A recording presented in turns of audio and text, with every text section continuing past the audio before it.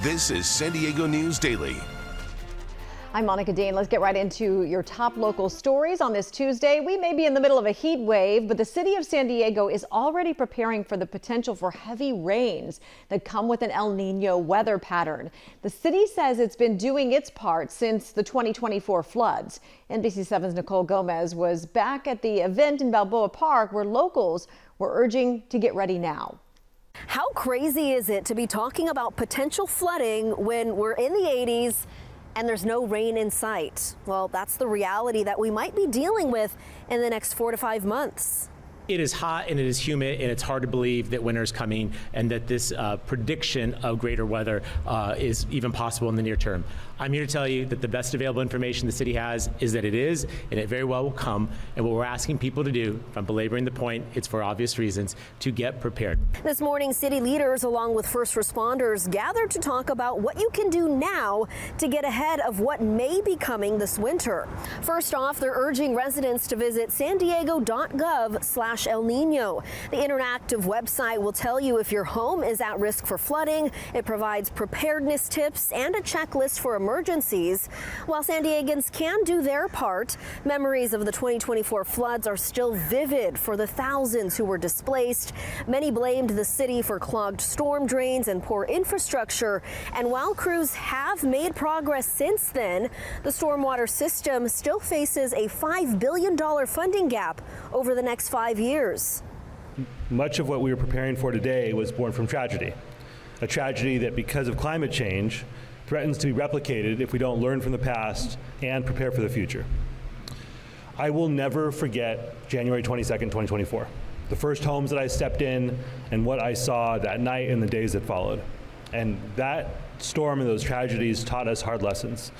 The Stormwater Department will present its El Niño preparedness plan to the Environmental Committee on Thursday and then to the full council on September 1st. Reporting from Balboa Park, Nicole Gomez, NBC7. Chief Meteorologist Sheena Parveen joins us now with a look at your forecast. Hi, Sheena. Hi there. As we head through the afternoon today, it's going to be mostly sunny, still hot. Inland low 90s, for the coast low 80s, mountains low 90s, deserts near 113. It's going to feel a little muggy this afternoon still. For the rest of the week for the inland valleys, we're just going to stay in the 90s, mostly the low 90s each day, even into the weekend. The weekend's still going to be hot. Next week, we're still holding on to the mid to low 90s for those areas inland. But we'll take a look at everyone's 10-day forecast coming up. Thank you very much. Today, San Diego County is setting up for another showdown with the Trump administration on immigration. 2 supervisors now want to ban federal agents from using the county's gun ranges, which CBP and ICE rent out.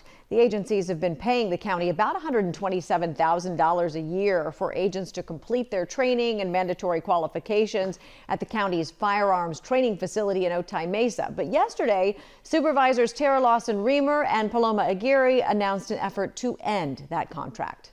Not in the business of sacrificing the lives and safety and well-being of our residents in San Diego County in exchange for blood money from the federal government. CBP says 1,700 officers complete their training and mandatory qualifications at the Otay Mesa facility. Agency officials contend that if this ban passes, officers will have to travel for their certifications, resulting in immediate staffing reductions, lane closures, and increased wait times at ports of entry.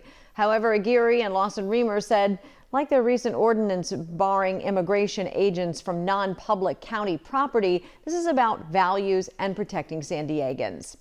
The man accused in a fatal assault in Mount Hope has been taken into custody. Police said they arrested 36-year-old Hector Esquivel yesterday afternoon in the 300 block of H Street in Chula Vista.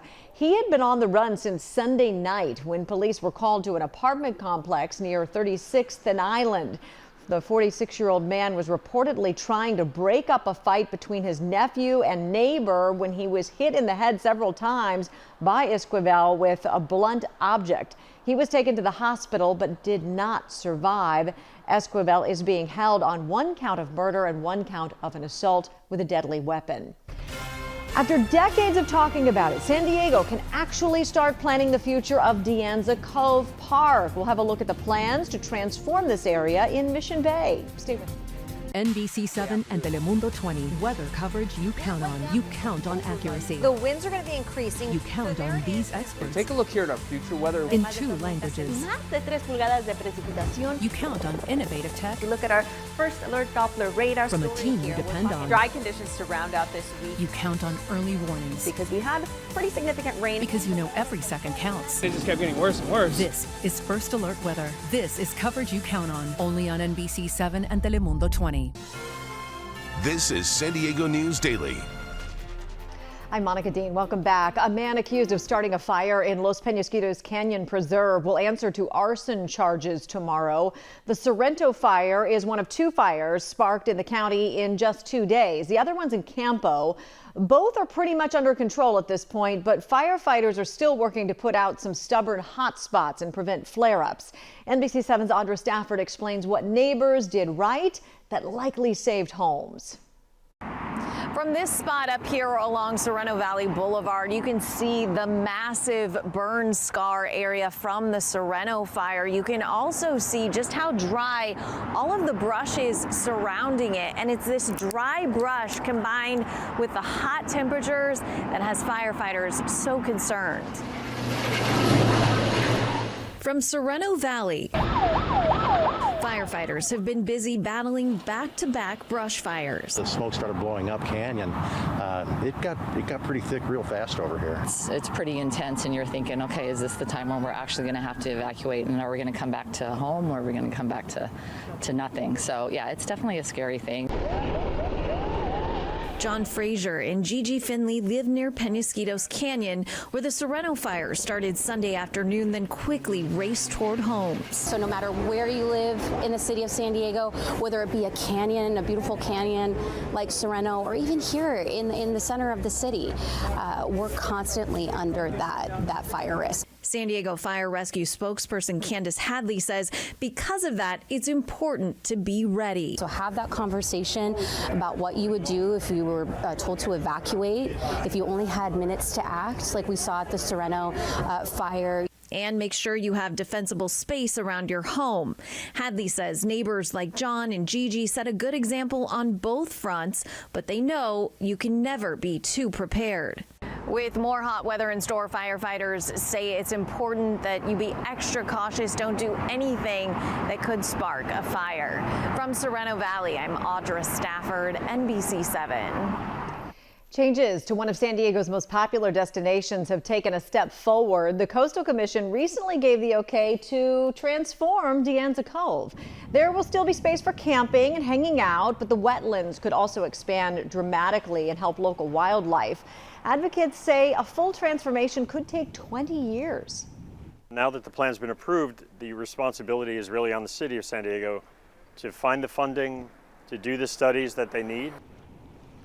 Once the city of San Diego has conducted its studies and developed a plan, it must return to the California Coastal Commission for approval.